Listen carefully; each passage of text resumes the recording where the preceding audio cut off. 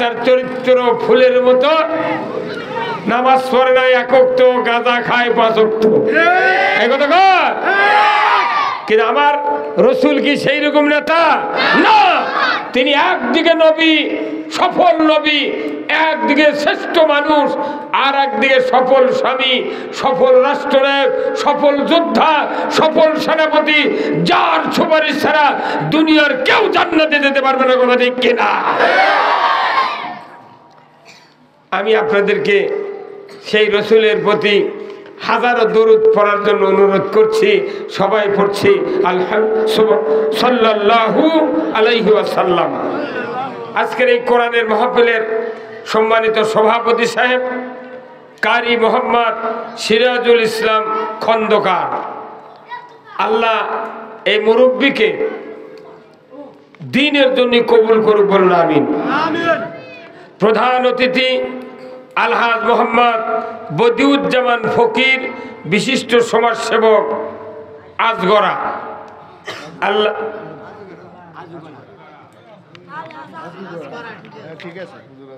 আমি তো পড়তেছি ভালোই, বানান তো ঠিকই লেখা আছে, আজগরা।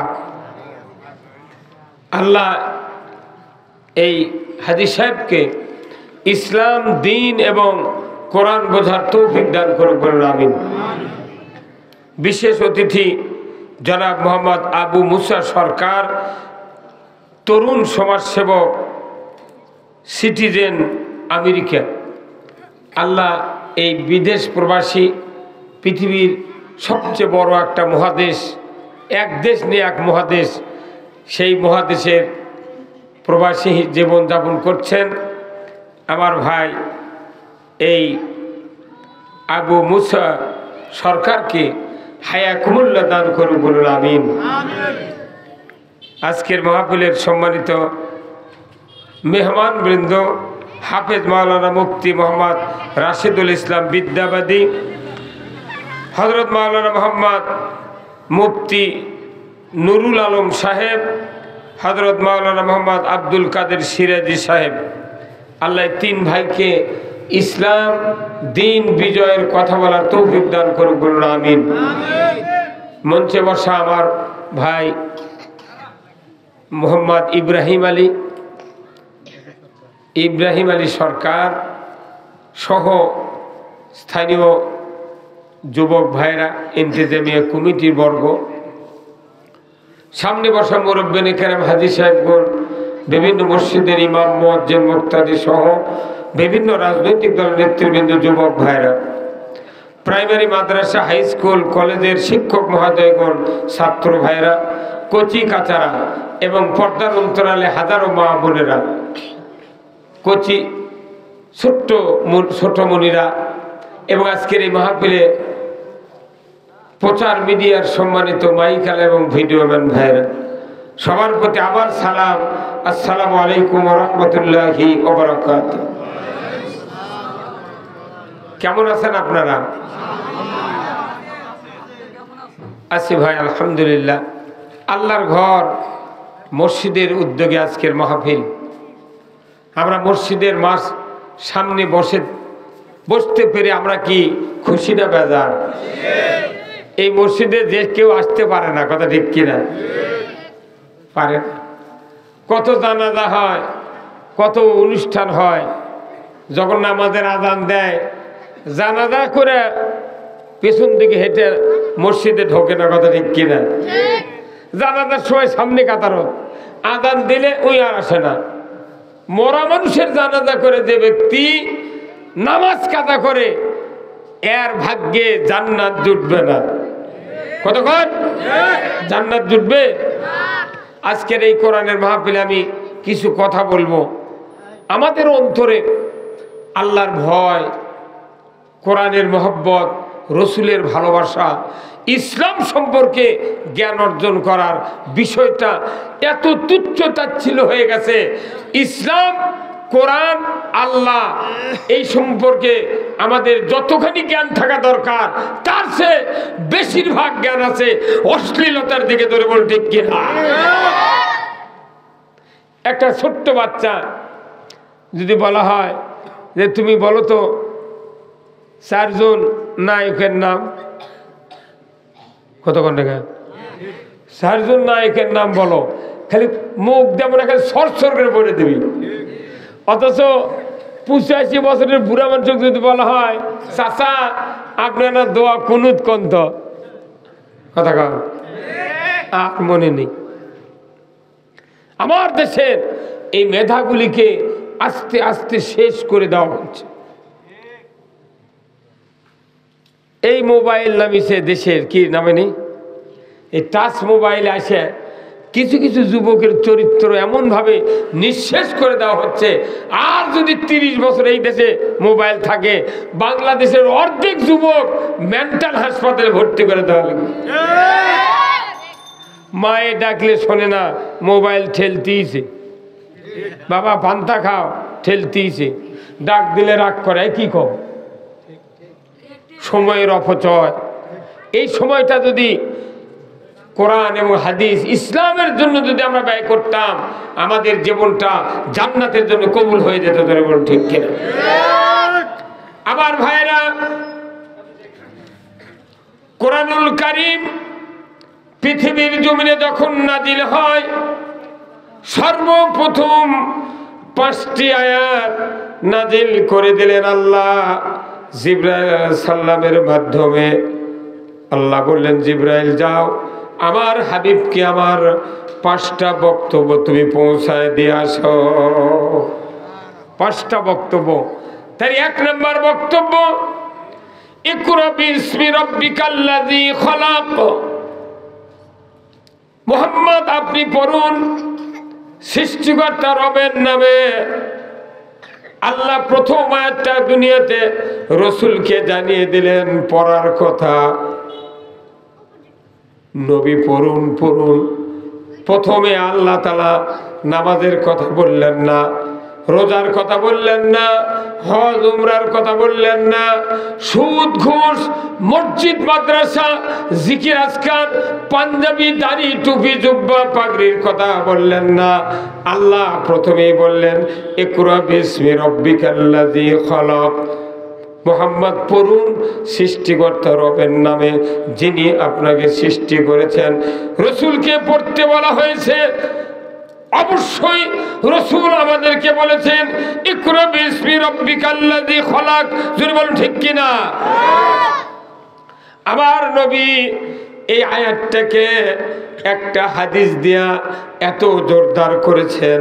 আমার নবী বলেছেন, তলাবুল ইলমে ফারিদাতুন আলা কুল্লি মুসলিমিন ওয়া মুসলিমাত। প্রত্যেক নর নারীর উপর কোরআনের জ্ঞান অর্জন করা ফরজ। জনগণ আল্লাহু আকবার।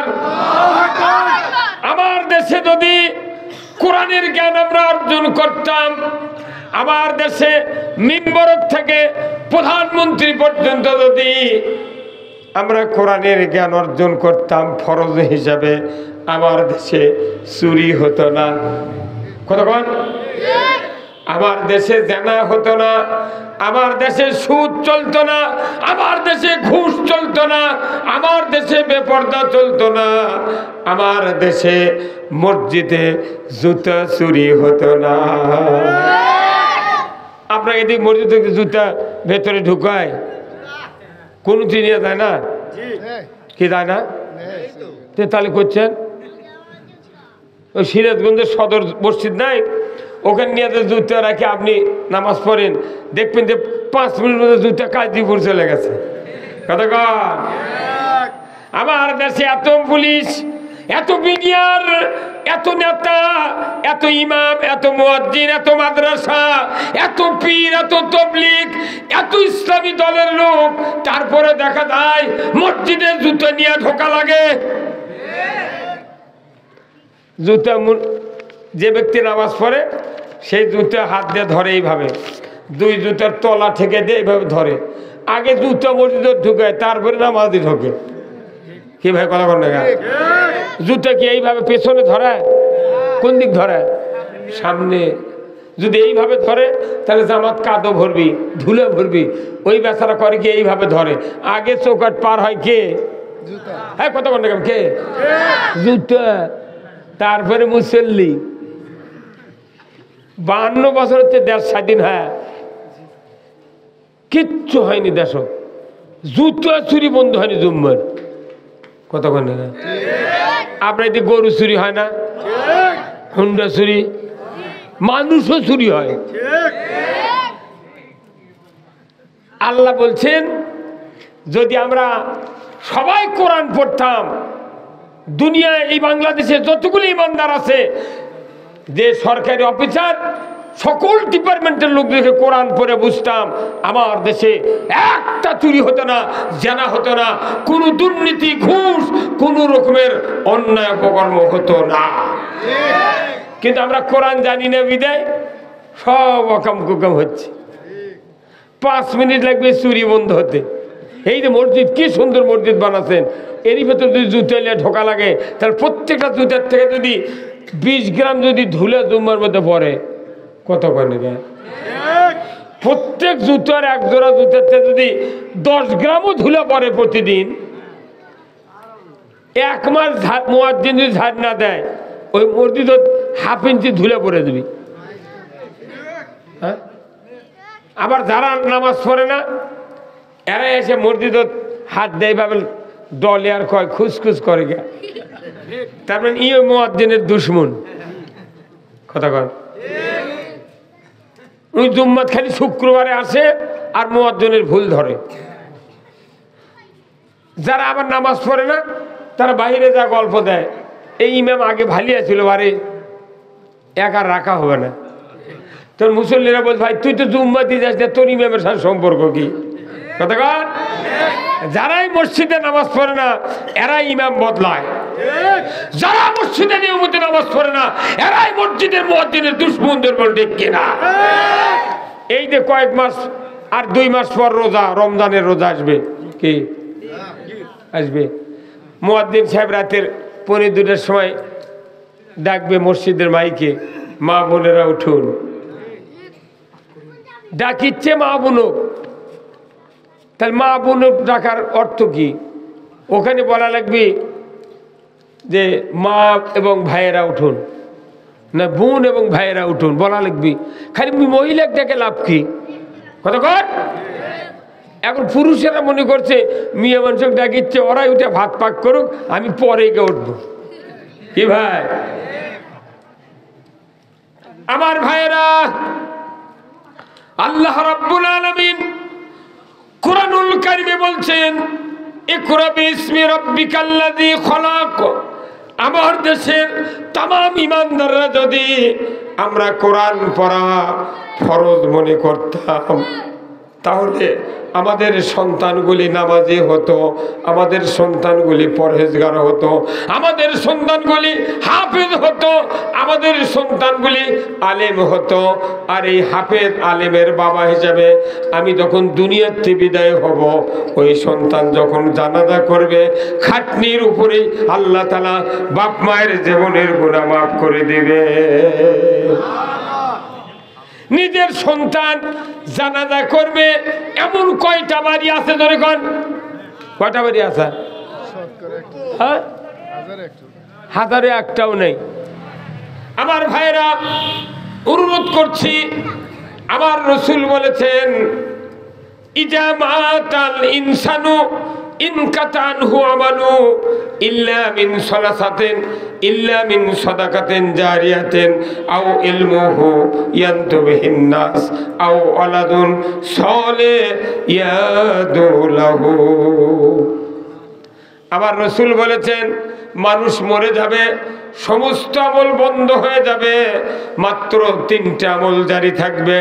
1 নম্বর সদকায়ে জারিয়া, মসজিদ, মাদ্রাসা, স্কুল, কলেজ, রাস্তা, বৃক্ষরোপণ, টিউবওয়েল, পুকুর, পুষ্করণী, মানুষের উপকার হয় এমন কাজ যারা করবে, কিয়ামত পর্যন্ত এইগুলি ভালো কাজের কারণে কবরে আল্লাহ তাআলা সওয়াব দিয়ে দিবে।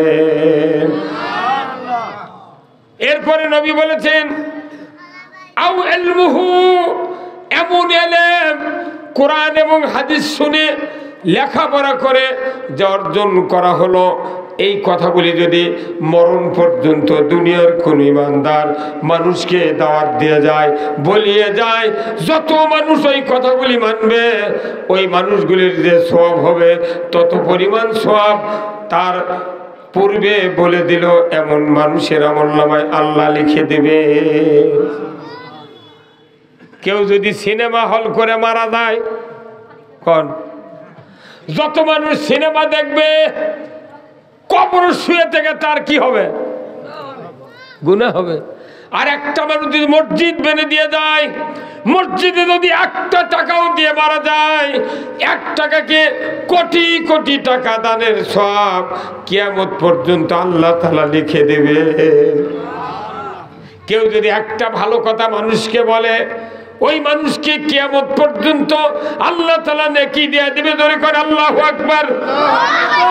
কেউ যদি একজন মানুষকে নামাজের দাওয়াত দিয়ে মারা যায়, ওই লোকটা যতদিন নামাজ আদায় করবে ওই লোকটার আমলনামায় ততদিন সওয়াব লেখা হবে।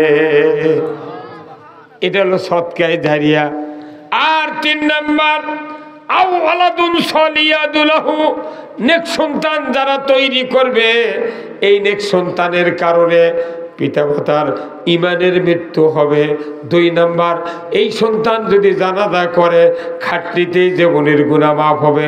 এই সন্তান যদি কবরের পাশে সূরা ইখলাস, সূরা ফাতিহা তেলাওয়াত করার পর যদি একটাবার রব্বির হামহুমা কামা রব্বায়ানি সগীরা, এই দোয়াটা যদি তেলাওয়াত করে, আমার আল্লাহ বলেছেন ওই সন্তানের দোয়ার বরকতে আমি আল্লাহ ওই পিতামাতার কবরের আযাব মাফ করে দেব।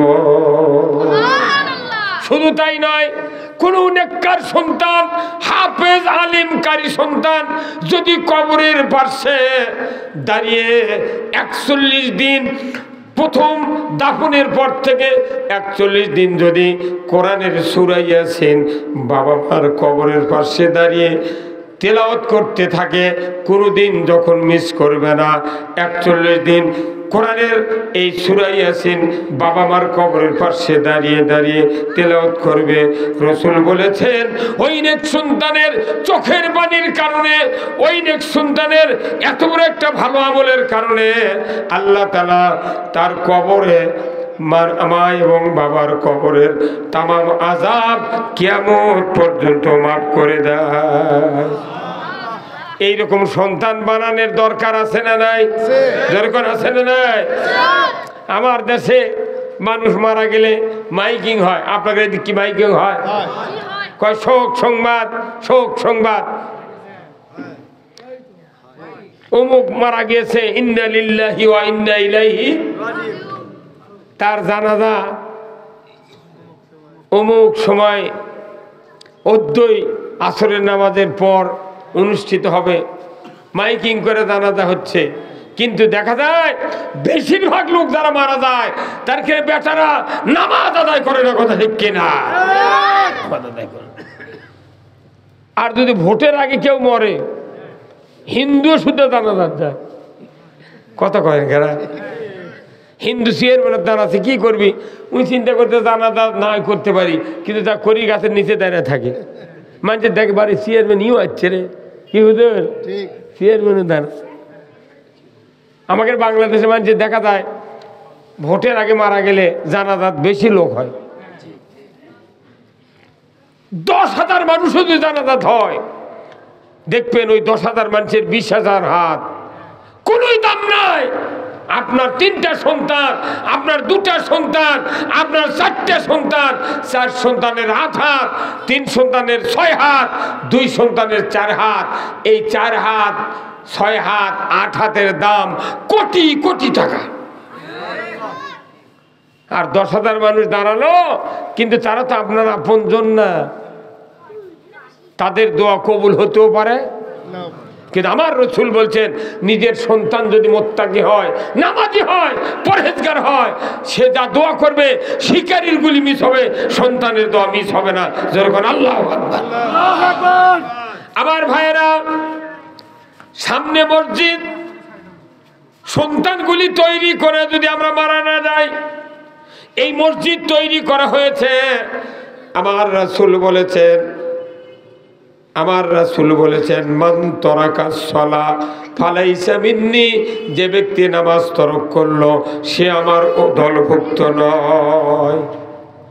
যারা নামাজ তরক করে তারা রসুলের দলভুক্ত নয়, তারা রসুলের দল থেকে বহিষ্কার। আমাদের বাংলাদেশে এই যে কয়দিন আগে নির্বাচন হলো না ভাই, মেলা প্রার্থী দান আছে, তাহলে ওই এক দলের বহিষ্কৃত পার্টি, কেউ এগুলো দান আছে, কেউ ট্রাক নিয়ে দান আছে, দাঁড়ায়নি মানছে করছে এইটা হচ্ছে বহিষ্কার রে, অমুক দলের বহিষ্কারের পার্টি, টাকা খায় দান আছে। হ্যাঁ কতক্ষণ টাকা বহিষ্কার হলে যাই বহিষ্কার হয় তার দুঃখ হয়, আর যারা বহিষ্কার করেছে তারকে ফুর্তি হয়। আমরা মনে করি খালি দলের নেতাকে কথা না শুনলেই বোধহয় বহিষ্কার হয়, কিন্তু দেখেন আল্লাহ রসুল কি বলছেন, মান তারাকাস সালাহ ফালাইসা মিন্নি, যে ব্যক্তি নামাজ তরক করলো, নবী নিজে বলেছেন ওই ব্যক্তি আমার দলভুক্ত নয়। তার মানে কি নবীর দলের থেকে বহিষ্কার। যদি বলো ঠিক কিনা? মিয়া আমার দেশে বলুন তো নামাজি বেশি না বেনামাজি বেশি? জনগণ কি বেশি? বেনামাজি বেশি। তাহলে বহিষ্কারিত লোক বেশি। কতক্ষণ বর্তমান সমাজে দেখা যায় বেনামাজিরাই গ্রামের পরামানিক। কি ওরা যদি বিচার নাও আসে, আমি বললাম যে ওই জায়গাতে না ফাঁকা রাখে মুরব্বী, আপনি আগে লোকগুলো ঢুকুক, ওই হুজুরের সাদা রুমাল দেওয়া হুজুর পেছনে। হ্যাঁ হুজুর, হ্যাঁ ওই হুজুর ডাক দেন তো, ওই হুজুর, এই হুজুর আপনি এটা আসেন তো, আপনি ওটা কি নিচে কি দেখিচ্ছেন, আসেন তো, আপনাকে দেখবো, এটা আসেন তো, হ্যাঁ এটা আসেন আসেন। একবারও মুখ খোলেন ওই হুজুর, নিজ মুখ কি যেন দেখিচ্ছে, মনে হয় কোন দোকানের হিসাব হচ্ছে। আপনি কথা বুঝে পারছেন না আমার?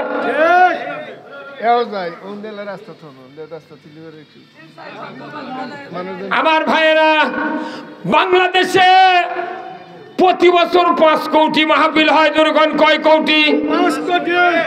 68,000 গ্রাম, 64টা জেলা প্রপারে, 460টা উপজেলা, 4,500 ইউনিয়ন, লক্ষ লক্ষ ওয়ার্ড।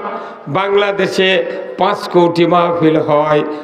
একটা মাহফিলে যদি একজন লোক যদি ভালো হতাম, তাহলে 1 বছরে 5 কোটি লোক ভালো হয়ে যায়।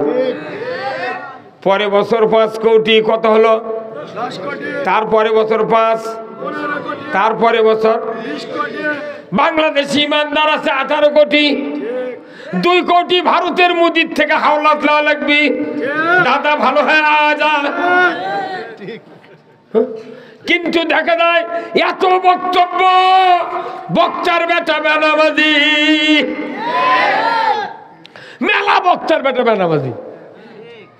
2 নম্বর মসজিদের ইমামের বেটা বেনামাজি, মুয়াজ্জিনের বেটারি ডবল বেনামাজি, মোতাল্লির বেটা টিপুল বেনামাজি। আর সমাজে শতকরা 85 জন হাজির বেটা অজু জানে না। এত বক্তব্য দেওয়ার পরেও সমাজে বেনামাজি বাড়ল কেন? এর কারণ হলো বক্তৃতাতে নামাজ হবে না, ওয়াজ করে নামাজ হবে না, হাত ধরে পাও ধরে আযান দিয়ে নামাজ হবে না। নামাজের কথা আল্লাহ তাআলা কোরআনে বলছেন, সূরা আল হজ 41 নম্বর আয়াতে আমার আল্লাহ বলেছেন, আল্লাযীনা ইম্মাক্কান্নাহুম ফিল আরদ আকামুস সালাতা ওয়া আতাউয যাকাতা ওয়া আমারু বিল মারুফ ওয়া নাহাউ আনিল মুনকার ওয়া